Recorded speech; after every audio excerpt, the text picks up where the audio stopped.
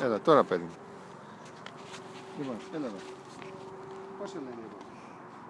Πώς σε λένε? Θες χαδάκια?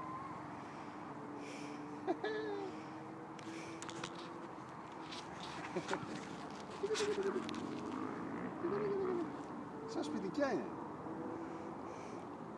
Κοίτα. Έλα. Ωραία, και με τι πιάνεις? Λύσαξες με τη γάτα. Ωραία. Θα πείτε κάτι για τη γάτα? Μ' αρέσει. Να σας φτιάξαμε. παντρέψουμε. Γεια σου. Εδώ είναι. Να σου στεναχωρήθηκε, κοίτα, στεναχωρήθηκε που φεύγω, Ναι, πίτσα χάιδεψε δέντα. Έλα, άντε, γεια. Γεια σου, γεια σου, γεια σου, γεια σου. Πιο κοντά, πιο κοντά, πιο κοντά, να δεις τι ωραία που είναι. Βασιλικιά, αρχοντικιά. Κοίτα το φακό, κοίτα το φακό.